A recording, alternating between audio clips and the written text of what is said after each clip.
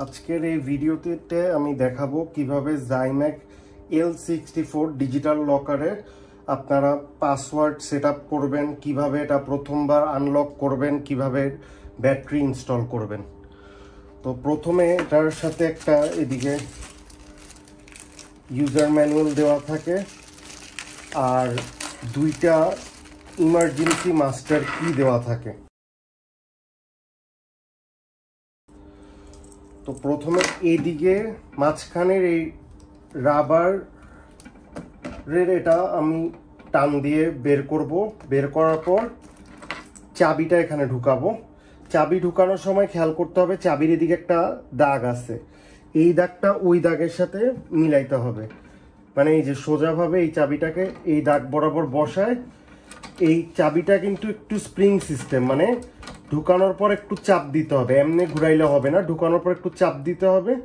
তারপর চাবিটাকে আমি বাম পাশে ঘুরাবো, মানে অ্যান্টি ক্লকওয়াইজ ঘুরাবো, আর হ্যান্ডেলটাকে আমি ডান পাশে ঘুরাবো, মানে ক্লকওয়াইজ ঘুরাবো। এই যে এখন এটা আনলক হয়ে গেছে। আনলক হওয়ার পর এবার আমরা এখানে 4টা ব্যাটারি লাগাবো, ডাবল এ ব্যাটারি, মানে মোটা পেন্সিল ব্যাটারি।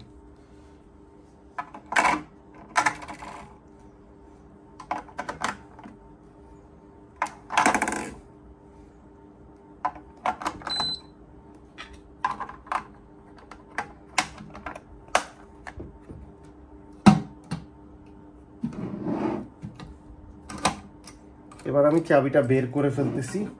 চাবিটা কিন্তু অবশ্যই আমরা সব সময় লকারের বাইরে রাখবো, চাবিটা আমরা কখনো লকারের ভিতরে রাখবো না। তো আমি চাবিটাকে সরায় রাখলাম, যেহেতু আমি ব্যাটারি লাগাই ফেলছি। এখন প্রথমে এটার ফ্যাক্টরি থেকে এটার পাসওয়ার্ড দেওয়া থাকে হচ্ছে 159। তো আমি প্রথমে 159 এটা দিয়ে ই দিব, ই মানে হচ্ছে এন্টার, মানে কনফার্ম আর কি। এই যে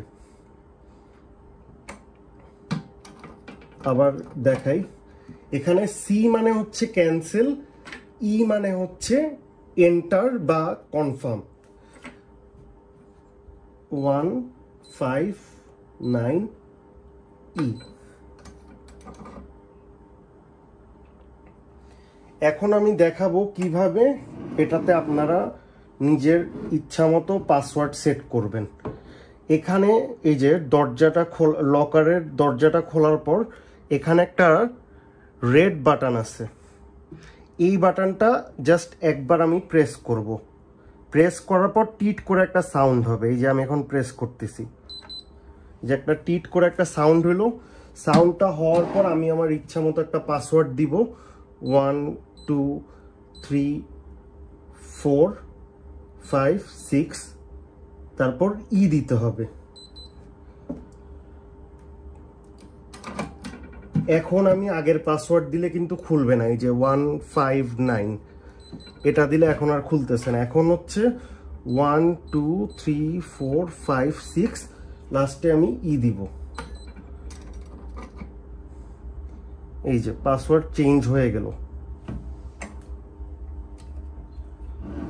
আর এটার পিছনে এবং এটার নিচে, কার্পেটের নিচে দুইটা করে টোটাল 4টা ড্রিল হোল দেওয়া আছে। এটা আপনারা চাইলে ওয়াল, আলমারি, ফ্লোর অথবা ক্যাবিনেটের সাথে ফিক্স করে দিতে পারবেন, তখন ওটা কেউ তুলে নিতে পারবে না।